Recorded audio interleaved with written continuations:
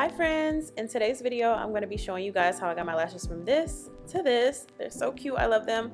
Also, I'm Kia for those who are new, and welcome back to those who are not. So anyways, I got my lashes from the beauty supply store. The first pack is by Poppy&Ivy. This is their J curl, and then the other one is by Ienvy. They're both medium lashes. Didn't really need to, but I was just trying to be extra. So I also got some clear, well, supposedly clear lash glue. I didn't end up using that. I ended up using this one. This is the black one by Ienvy. And then I used these curved tweezers by Kiss. So I started off by cleansing my lashes. I used some lash shampoo that I got off Amazon. And then after I dried them, I used this spoolie brush to pretty much brush my lashes out because my natural lashes are kind of curly. When it comes to this glue, I tried to use this white glue, but I don't recommend it because it says that it's clear, but it has this like little white bubble, like you're about to see it. Like what is that? What kind? That's not clear. And then I let it dry a little bit, and you guys can't see it on camera, but I swear it was still like some white stuff going on, and I ain't like that. So I ended up taking this lash off, and I moved to my other eye and just used the black glue because that one is so easy to manage. So anytime I'm doing my lashes, well, at least nowadays, I start on the outer corner. I don't go too far to the corner because my lashes tend to get really watery. I don't know what that's about, but I don't really like that. I also leave a little space in between the lashes because I want them to look natural. But, you know, at the end, I ended up filling them in anyways, but I didn't go in every gap, if that makes any sense. It probably doesn't, but yeah. So anyone who is doing this at home, definitely be patient because some of these lashes will have a mind of their own. Like, this one right here was giving me a run for my money, but I just kept going because sometimes the lashes just aren't dry enough. So you just got to keep going and then come back to it. I will say this process only takes a solid 15-20 minutes. This lash here was really trying me. I don't know if it was because I was recording or what was going on. This lash was trying to embarrass me, but I eventually got it. And child, tell me why when I got it, the camera wanted to be blurry. Disrespectful. But I got it up there. And that's all that really matters. So a couple of quick tips. The way that you're holding, girl, I cannot talk on this voiceover. The way that you are holding your tweezers actually really does matter. It determines your whole lash placement. So be mindful of how you're holding your tweezers.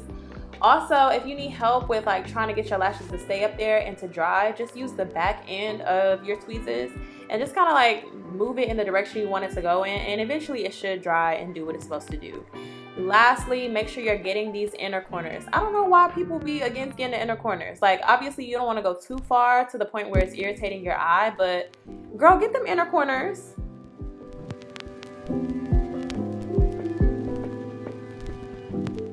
So after you're done with the first layer, your lashes should kind of look like this.